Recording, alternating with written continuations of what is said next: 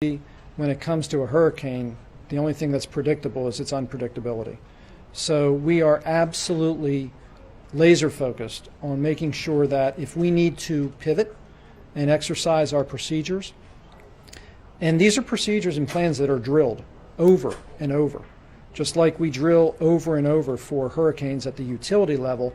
For a nuclear plant, we do the same exact thing. These are drills that are graded, if you will, by FEMA and the NRC, the Nuclear Regulatory Commission.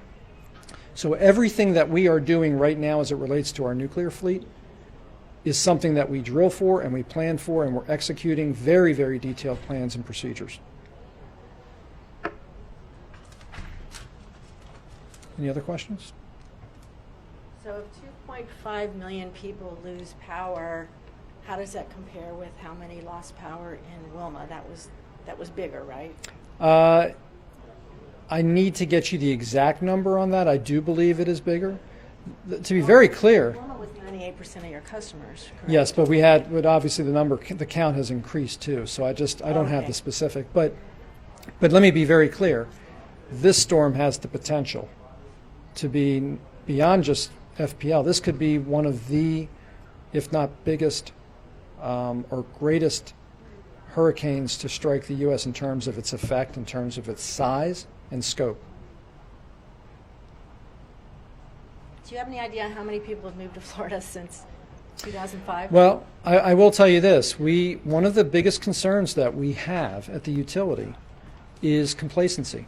And what I mean specifically by that is, back of the envelope math, we believe that today we have 40% new customers. Our customers are 40% of our customers are new to FPL than were in 2005. So what does that mean? That means they've either never experienced a hurricane, or they've experienced a hurricane similar to Superstorm Sandy or Hurricane Irene, or name other storms that have occurred in the Mid-Atlantic and Northeast.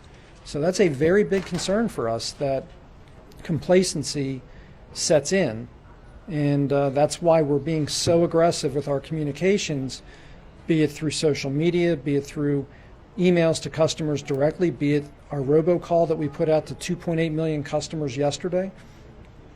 We need to get the word out and make sure that our customers understand how dangerous this storm is. In your latest forecast, you said it looked like landfall was going to be around Cape Canaveral. That's what we're saying at this point and what we're seeing. So how does that stand in your territory? Is that smack in the middle of your territory? It's smack in the middle. Certainly the largest concentration of customers is more in the Tri-County area, but we have several million customers that are potentially impacted by a direct strike. And we'll be doing these pressers each day, probably around this time, just to try to keep updating all of you in the media as well as our customers. Will you broadcast it online just We will be. Tomorrow you probably don't want us out? We will be. Okay. We will be. Is there any special effort being made to monitor traffic lights?